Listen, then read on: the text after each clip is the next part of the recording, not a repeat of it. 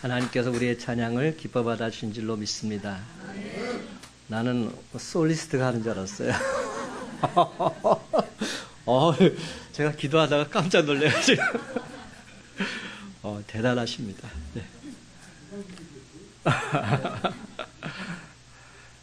오늘 함께 나눌 말씀의 제목은 교회를 교회 되게입니다. 다 같이 한번 따라해 볼까요? 교회를 교회 되게. 지난 한 주일 동안 제게 계속 다가왔던 찬양이 하나 있었습니다. 그것은 바로 우리를 사용하소서라는 찬양이었어요. 가사를 제가 한번 읽어드릴게요. 우리에겐 소원이 하나 있네.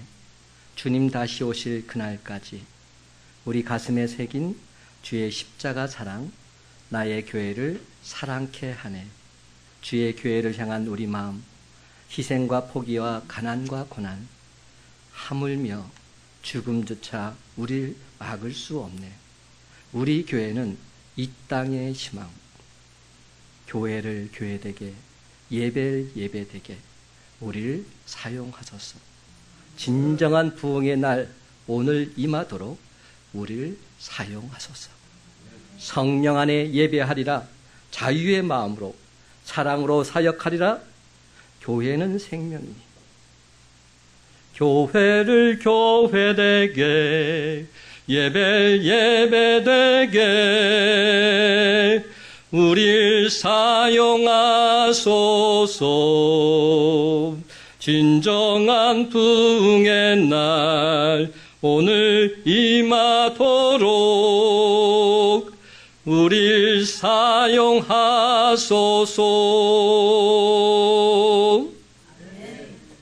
교회를 교회되게, 예배를 예배되게 우리를 사용해 주옵소서. 이 찬송가가 얼마나 제게 강하게 다가왔는지 몰라요. 그러면서 계속 저는 기도하기 시작했습니다. 교회를 교회되게, 예배를 예배되게, 말씀을 말씀되게, 기도를 기도되게, 진정 우리 모든 성도가 진짜 그리스도인이 되게 해 주시옵소서. 그렇습니다. 우리는 진짜가 되어야 합니다. 세상에 수많은 가짜가 있는데 진짜 그리스도인이 되어야 됩니다. 우루과이의 한 작은 교회당 벽에 주기도문을 가지고 이런 글이 적혀 있다고 합니다. 주기도문 잘 아시죠? 주님께서 가르치신 주기도문. 세상 일에만 빠져 있으면서 하늘에 계신 아버지라고 하지 마라. 너 혼자만 생각하며 살아가면서 우리 아버지라고 하지 마라. 자기 이름을 빛내기 위해 안간힘을 쓰면서 아버지의 이름을 거룩하게 하시며라고 기도하지 마라. 물질 만능의 나라를 원하면서 아버지의 나라가 오게 하시며라고 하지 마라. 내 뜻대로 되기를 기도하면서 아버지의 뜻이 이루어지게 하소서라고 하지 마라. 죽을 때까지 먹을 수 있는 양식을 쌓아두려 하면서 일용할 양식을 주옵시고라고 기도하지 마라. 누구에겐가 아직도 노여움을 품고 있으면서 우리 죄를 용서하여 주시고라고 기도하지 마라. 죄 지을 기회를 찾아다니면서 우리를 시험에 빠지지 않게 하시고라고 기도하지 마라. 악을 보고도 아무런 양심의 가책을 느끼지 않으면서 악에서 구하소서라고 기도하지 마라. 주님의 기도를 진정 나의 기도로 바치는 삶 전혀 살지 않으면서 아멘이라고 기도하지 마라. 저는 오늘 예배를 드리면서 굉장히 마음이 복잡했습니다. 왜냐하면 오늘 우리가 한마음 운동회를 하는 날이라서 예배 마치다 와서 지금 모든 것을 다 준비해 놓고 가야 되는 상황인데 비가 오는 겁니다. 물론 어제 비가 온다는 예보는 있었지만 그래도 속으로는 이렇게 기도했어요. 주님 비 오지 않게 해주세요. 근데 비가 왔어요. 맞아요. 저는 오늘 이 말씀을 준비하면서 이런 생각을 했어요. 내 생각이 항상 있어요. 내 뜻이 있어요. 그리고 내가 바라는 게 있어요. 그리고 그것을 들어달라고 주님께 기도하지요. 그런데 되어진 현상은 그렇지 않을 때가 많이 있습니다. 저는 오늘 말씀을 준비하면서 여러 가지 생각을 했는데 그 중에서도 이게 바로 우리들의 신앙의 모습일 수 있겠구나. 항상 우리는 내가 원하는 것을 들어달라고 기도하고 그것이 이루어지지 않을 때는 주님을 향해서 원망하고 불평하죠. 근데 오늘 제가 말씀을 다시금 묵상하면서 이런 생각을 해봤어요. 비가 오므로 인해서 우리 어르신들, 연약하신 분들 마음속인 불편을 갖고 있는데 오히려 마음이 평안해질 수 있겠구나. 정말로 가지 못하는 마음 갖고 계시는데 그래도 함께 할 수 있는 마음 갖게 되니 참 좋구나. 그런 생각을 했어요. 아멘입니다. 오늘 못 가시는 분들 꽤 있었어요. 그래서 오늘 예배까지 안 오신 분들도 있어요, 지금.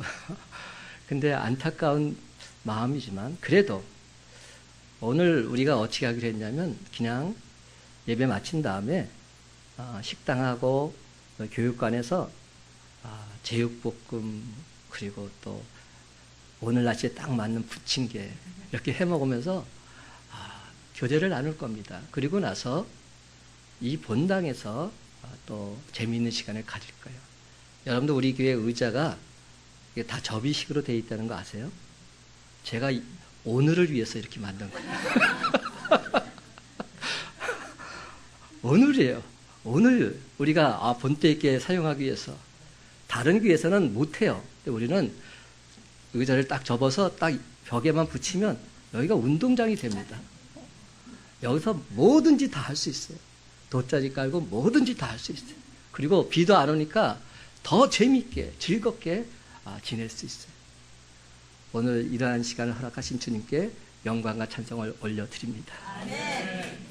그래요. 우리가 신앙생활하면서 항상 기준이 중요한 것 같아요. 그리고 본질이 무엇인지 발견하면서 살아가는 것, 이것이 중요한 것 같아요. 사랑하는 성도 여러분, 교회는 본질을 잃지 않아야 합니다. 성도들도 성도로서의 본질 잃어버려서는 결단코 아니 됩니다. 본질을 잃어버리게 되는 것, 바로 이게 문제라는 겁니다. 예수님은 본질을 잃어버리게 되면 얼마나 쓸모없는 것이 되는가에 대해서 이렇게 말씀하셨습니다. 우리가 잘 아는 빛과 소금의 이야기죠. 마태복음 5장 13절, 너희는 세상의 소금이니 소금이 만일 그 맛을 잃으면 무엇으로 짜게 하리요? 소금의 본질은 뭐죠? 짠맛에 있습니다. 그런데 여러분, 소금이 만약 짠맛을 잃어버리게 되면 그것은 더 이상 소금이 아닌 겁니다. 교회가 교회의 본질을 잃어버리게 되면 그렇게 된다는 말씀입니다. 그렇다면 여러분, 교회의 본질은 과연 무엇일까요? 교회는 엄밀히 말하자면 예수님의 사역을 이어가는 곳입니다. 예수님이 이 땅에 오셔서 하신 일을 교회가 주님 오실 때까지 지속하는 것입니다. 사람들이 하나님을 만나고 싶어 합니다. 그러면 어디로 와야 할까요? 교회로 와야 합니다. 교회는 하나님 만나는 길을 제시하는 곳이기 때문에 상처 있는 사람, 병든 사람, 귀신에게 사로잡힌 사람, 삶에 문제 있는 사람들 어디로 와야 됩니까? 당연히 교회로 와야 하죠. 교회는 세상에 답을 주는 곳입니다. 예수님 당시 수많은 병든 사람들, 교회의 머리 되시는 예수님 앞으로 찾아왔습니다. 왠 줄 아십니까? 예수님이 해답을 주셨기 때문에. 이는 오늘날도 마찬가지입니다. 당시 사람들이 예수님을 찾아왔던 것처럼 교회는 바로 그런 곳이 되어야 합니다. 그런데 여러분, 오늘날 한국교회가 정말로 세상에 분명한 답을 주고 있을까요? 현재 한국에서 활동하고 있는 무당들을 대상으로 조사한 한 통계가 있어요. 그 통계에 의하면 무당들의 70%가 교회를 다녔대요. 불교도 아니고요. 불신자도 아니고요. 기독교도가 70%래요. 그 중에는 집사도 있고 권사도 있고 남성계 회장도 있고요. 여전대 회장도 있어요. 열심히 특심하니까 또 그 단체에서 열심으로 섬겼겠죠. 그런데 그들이 지금은 무당이 되어 있는 겁니다. 왜 그럴까요? 그것은 교회가 그들 삶의 문제에 해답을 주지 못했기 때문입니다. 여러분, 무당이 그냥 무당이 되는 건 아닙니다. 무당이 되기 전에 그들은 대부분 커다란 질병을 앓았거나 삶의 엄청난 문제로 고통을 당했습니다. 그래서 이 사람들이 교회를 찾아와서 그 문제를 해결받으려 했지요. 그런데 교회는 정확하게 답을 주지 못한 것이지요. 그러다가 무당을 만나서 내림굿을 하고는 병이 난 겁니다. 그리고는 무당이 된 겁니다. 아니, 그렇다면 교회가 아무것도 아니란 말입니까? 예수님이 귀신보다 못하다는 것입니까? 아닙니다. 그것은 오늘날 한국교회가 예수님의 사역을 제대로 감당하지 못했다는 반증인 것입니다. 만약 교회가 예수님이 그리스도라는 사실을 제대로만 알려주었더라면 어떻게 교회에 나왔다가 무당이 될 수 있단 말입니까? 결단코 될 수 없지요.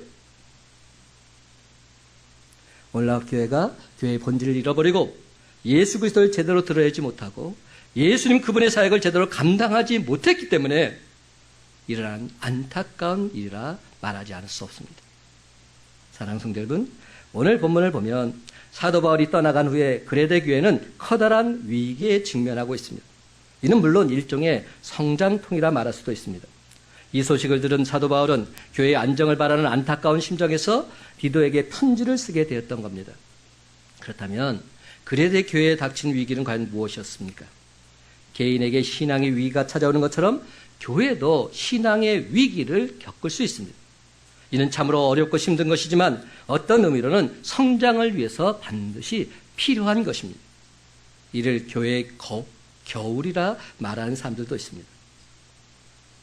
한 교회가 순탄하게 하나님의 은혜를 체험하면서 영광스럽게 부흥하고 성장하는 그런 때가 있는가 하면 어느 순간 갑자기 영적으로 어두워지는 위기를 맞을 때가 분명히 있다는 겁니다.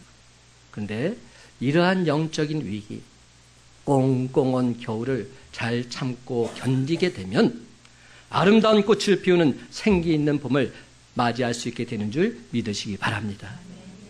그러므로 사랑하는 성도 여러분, 오늘 함께 나누는 디도서 마지막 부분을 통해서 그레데 교회가 경험했던 어려움의 원인이 무엇이었는지 분명히 발견하시고 다시금 힘차게 일어서는 저와 여러분이 다 되시기를 예수님의 이름으로 간절히 축원합니다.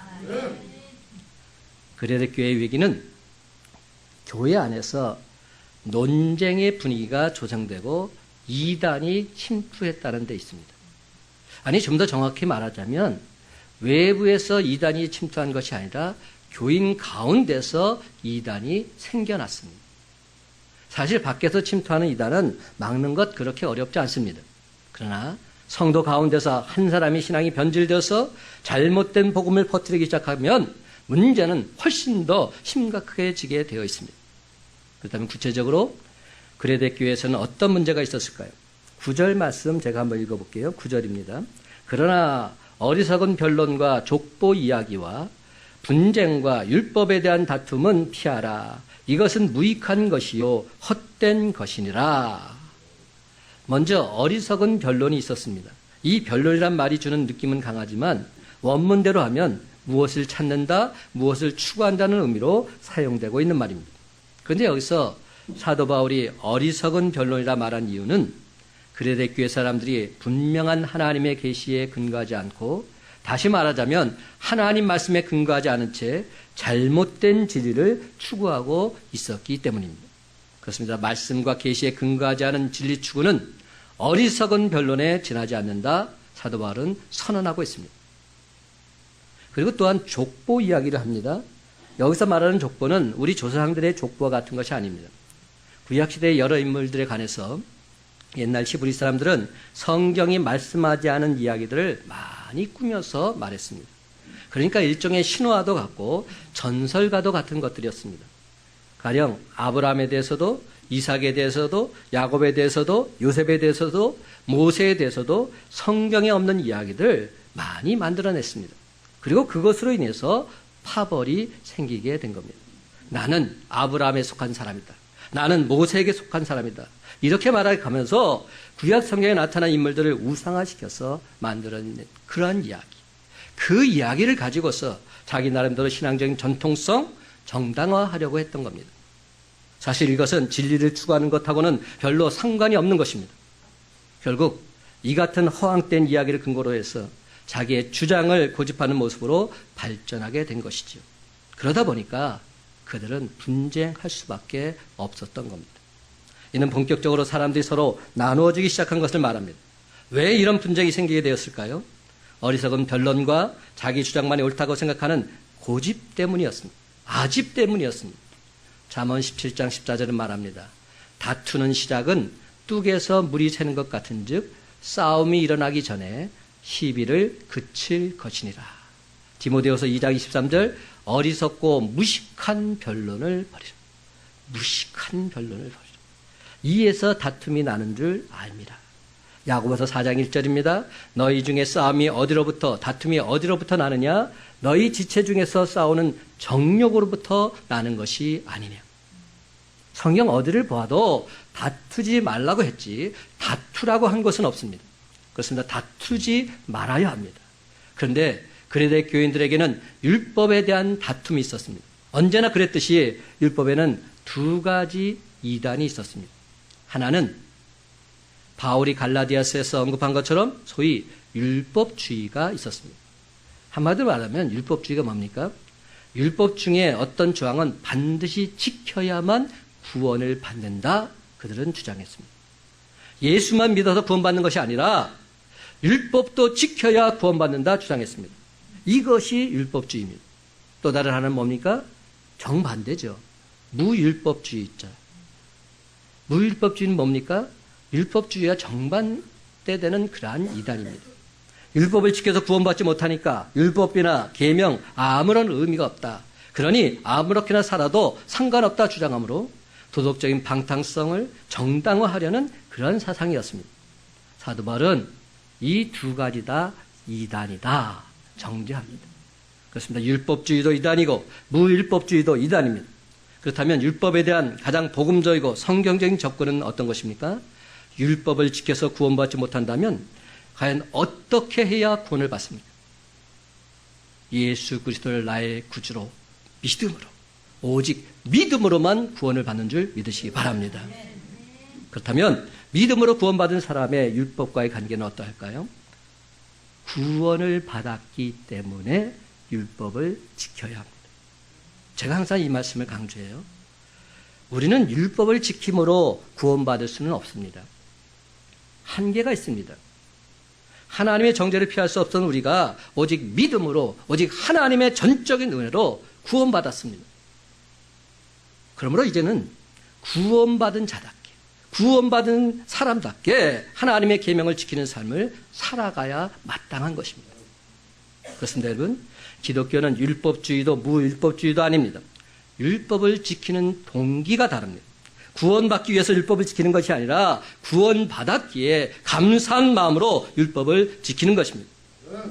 이런 점을 생각해 볼 때 그레데 교회 안에 있었던 위기의 원인은 변론과 허황된 이야기로 분쟁함으로 말미암아 성도의 교제가 끊어져 버렸습니다. 우리가 정말 믿어야 할 교리가 무엇인가 하는 교리적인 교육 실패했습니다. 그렇다면 사도 바울은 그레데 교회가 이러한 위기를 어떻게 극복해야 한다 가르치고 있습니까?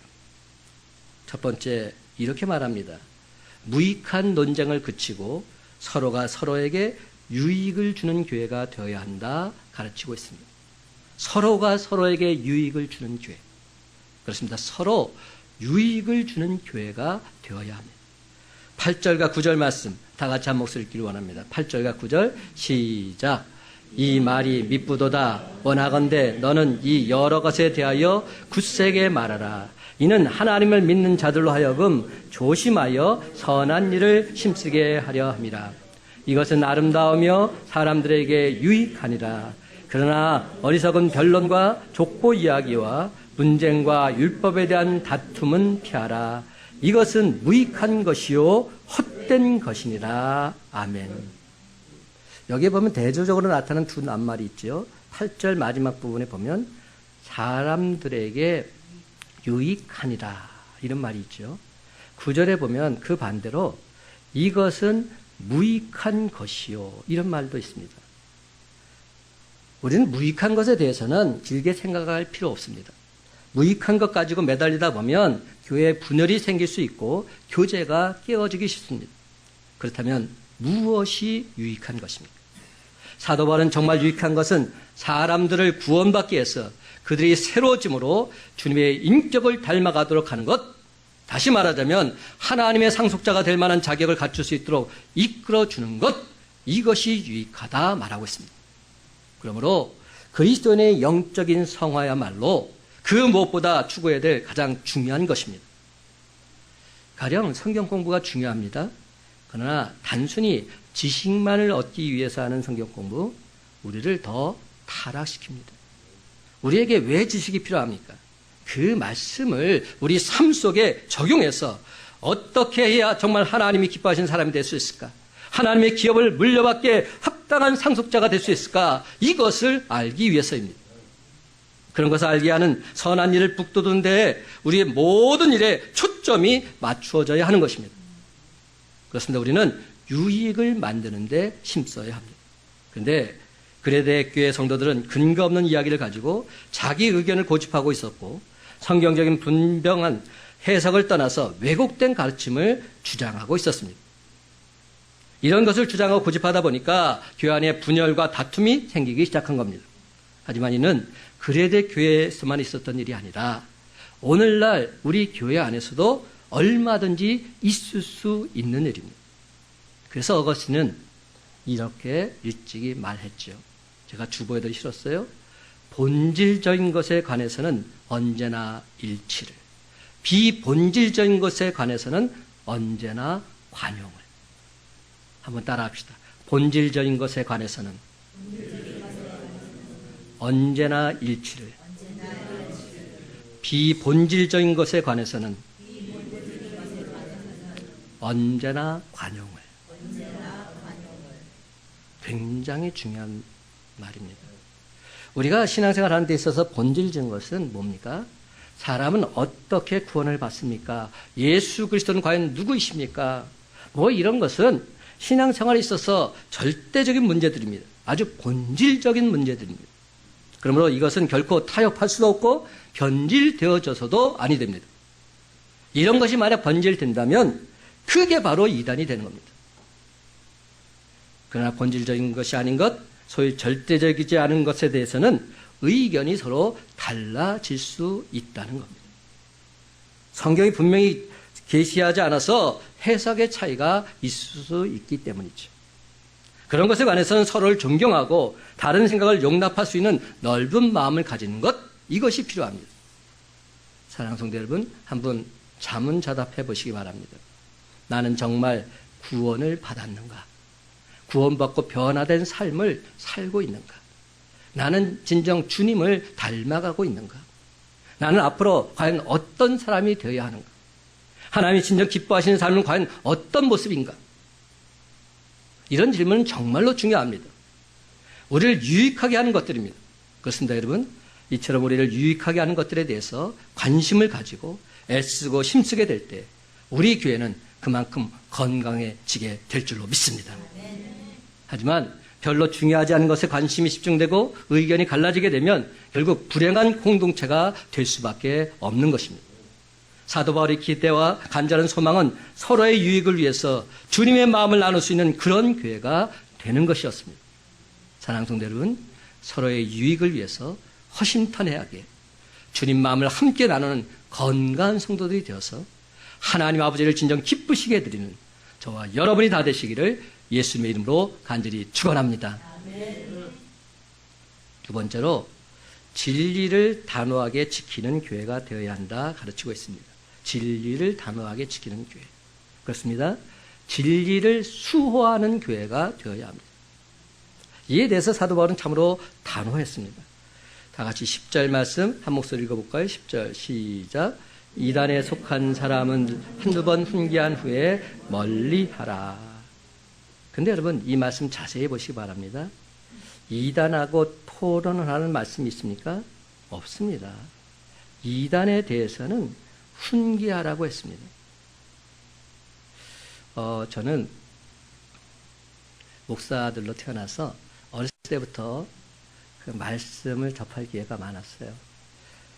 우리 삼형제가 아버지가 새벽기를 마치면 우리를 다 깨워서 강대상에 딱 무릎 꿇고 앉혔습니다. 그래가지고 여기 딱 앉아서 말씀 보고 기도하는 시간을 갖고 하루를 시작했죠. 그 습관이 되다 보니까 말씀하고 굉장히 친하게 지냈어요. 그래서 초등학교 때 성경 공부를 얼마나 좋아했는지 몰라요. 학교 공부보다 더 좋아했던 것 같아요. 그리고 우리 교회에서는 특히 그 전문적인 그런 성경을 가르치는 선생님들이 계셨어요. 그래서 합숙했어요. 초등학교 때 합숙해서 성경 공부를 계속 하고 그랬는데, 그 전국에서 성경고사대 이런 거 나가면 우리 교회에서 항상 1등하고 그랬어요. 저도 그때 100문제가 나오는데 97문제를 맞췄다는 거 아닙니까? 초등학생이 그때 1등 했어요. 근데 그걸 지금 자랑하는 게 아니라 중요한 것은 뭐냐. 성경에 대해서는 그만큼 자신이 있었어요. 초등학교 때부터. 그러다가 이제 중학생이 되었죠. 중학생이 됐는데 길거리를 가는데 그 전도를 하는 겁니다. 근데 알고 봤더니 여호와의 증인이었어요. 그래서 성경 말씀을 딱 들이대면서 이게 무슨 뜻인지 아냐고 얘기를 하는 거예요. 그래서 저는 제 나름대로 또 그것을 막 설명하고 막 그랬습니다. 중학생이. 그랬더니 그 사람들이 이 친구 대단하네? 이 학생 대단하네? 그럼 우리 같이 가서 성경 한번 토론해 보자고. 그러는 거예요. 그래서 저도 막 좋다고 가자고. 그리고 나서 그들을 따라갔어요. 갔더니 다 모여 있는 거예요. 그리고 거기서 성경을 이제 자기 나름대로 해석해서 그것을 나누는 거예요. 막 질문이 들어오는데 못 견디겠더라고요. 무슨 말을 해야 될지 알지 못하겠더라고요. 그리고 나서 주소를 알려달래요. 앞으로 계속 교제를 나누고 싶다고. 근데 제가 얼마나 그때 무서웠던지 가짜 주소를 알려주고 도망쳐 나왔어요. 안 그랬으면 계속 사람들이 붙잡혔을 거 아닙니까? 근데 제가 감당할 수가 없더라고요. 여러분, 이단들하고 우리가 대화를 나눠서 그들을 내가 말씀으로 이기겠다? 이거 교만한 겁니다. 여러분, 절대로 그들을 무너뜨릴 수 없습니다. 아니, 내가 이겼다 할지라도 그들은 승복하지 않습니다. 그러면 오늘 성경은 뭐라고 말합니까? 토론하지 말라는 겁니다. 똑바로 믿으라. 그냥 내가 알고 있는 진리를 전하면 되는 겁니다. 거기서 그치면 되는 겁니다. 그레데교회의 경우에도 이단이 영향을 받게 되었는데 밖에서 침투한 것이 아니라 내부에서 이단이 일어났습니다. 어느 날 갑자기 잘못된 교리의 영향을 받아서 신앙이 변질되게 된 것이죠. 그럴 때 교회는 단호하게 대처해야 합니다. 그렇게 하려고 할 때 언제나 반론을 제기하려는 사람들이 있어요. 이렇게 반론하죠. 교회가 사랑으로 대하지 않는다고 비난합니다. 사랑으로 대해야지. 그들도 구원받아야 될 대상인데 사랑으로 대하지 않겠습니까? 그러나 여러분, 모든 면에서 사랑을 강조하던 사도 바울도 어떻게 말했는지 아십니까? 진리에 있어서만큼은 아주 단호한 태도로 말했습니다. 여러분, 진정한 사랑이 무엇일까요? 하나님 말씀을 지키도록 하는 것, 이것이 진정한 사랑입니다. 여러분의 자녀들 피곤하다고 그냥 내버려 두는 거 이게 사랑입니까? 아니요. 말씀 가운데 온전히 거하도록 인도하는 것, 이게 진짜 사랑입니다. 참된 사랑은 우리로 하여금 하나님 말씀에 순종하는 사람이 되도록 하는 겁니다. 이게 진짜 사랑입니다. 진리에서 이탈한 사람, 진리를 흐리게 하는 사람 어떻게 해야 합니까? 성경은 분명히 말합니다. 잘라내라. 썩는 지체는 빨리 자를수록 다른 지체에 손해를 덜 끼친다 말합니다. 잘라내는 것.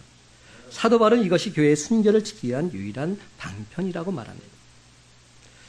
저와 여러분은 예수 그리스도를 온전히 구주로 믿기에 결코 그런 일이 있을 수 없겠지만 이단의 영향을 받게 되면 흔들릴 수 있습니다. 우리 구원의 확신은 결코 변하지 않겠지만 주님을 위한 순결한 삶, 온전히 살아가지 못합니다. 왜냐하면 자꾸만 미혹되기 때문에. 그렇게 되면 나중에 주님의 상급을 잃어버리게 될 수도 있습니다. 사도 요한의 단호한 경고를 다시 한번 들어보십시다. 사도 요한은 사랑의 사도 아닙니까? 그 사랑의 사도 요한이 이렇게 말해요. 요한이서 9절, 10절, 11절 말씀 제가 읽어보겠습니다. 지나쳐 그리스도의 교훈 안에 거하지 아니하는 자는 다 하나님을 모시지 못하되 교훈 안에 거하는 그 사람은 아버지와 아들을 모시느니라. 누구든지 이 교훈을 가지지 않고 너희에게 나아가거든 그를 집에 들이지도 말고 인사도 하지 말라. 그에게 인사하는 자는 그 악한 일에 참여하는 자입니다. 얼마나 단호하게 말하는지 모릅니다. 이단들은 집에 들이지도 말고 아예 인사도 하지 말라고 말합니다. 사랑의 주님, 사랑의 사도, 이런 사람, 이런 분들이 이렇게 말하고 있는 겁니다. 그에게 인사하는 자는 그 악한 일에 참여하는 자다. 요한도 이처럼 교리적인 순결이라는 것이 대단히 중요함을 말씀하고 있습니다.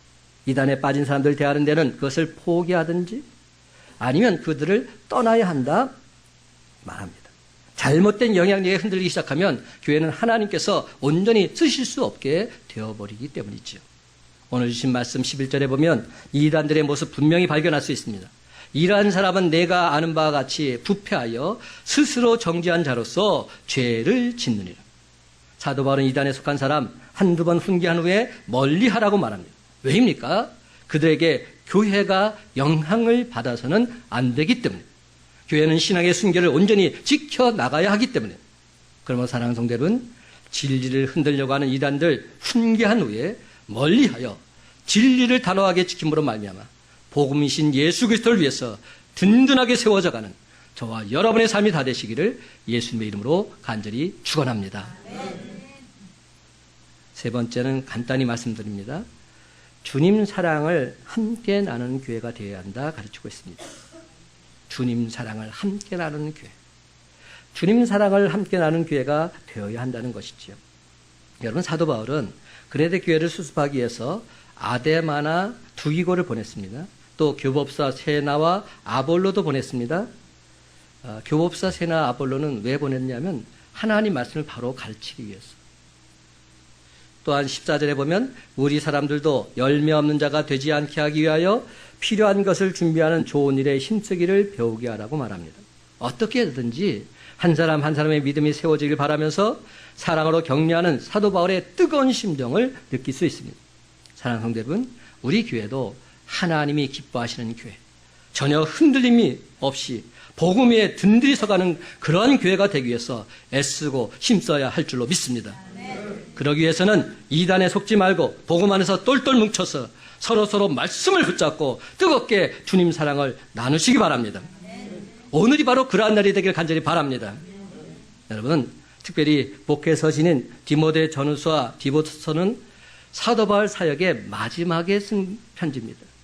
사도 바울이 마지막 사역을 마무리하면서 사랑하는 동역자, 사랑하는 제자에게 유언과 같은 편지를 보내고 있는 겁니다.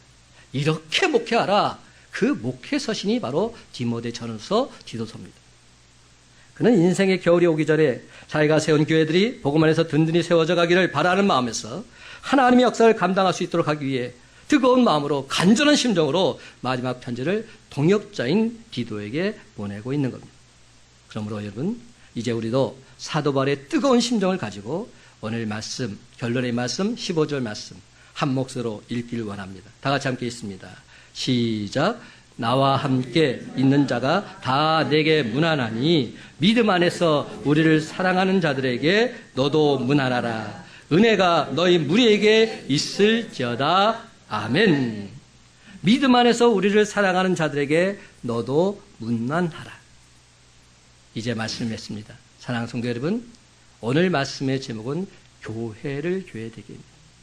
우리 큰빛 강성교회도 그레데 교회처럼 서로 유익을 주는 교회, 진리를 수호하는 교회, 주님 사랑을 함께 나누는 교회가 되어서 우리 주님께 온전하게 쓰임받는 저와 여러분의 복된 삶이 다 되시기를 예수님의 이름으로 간절히 축원합니다.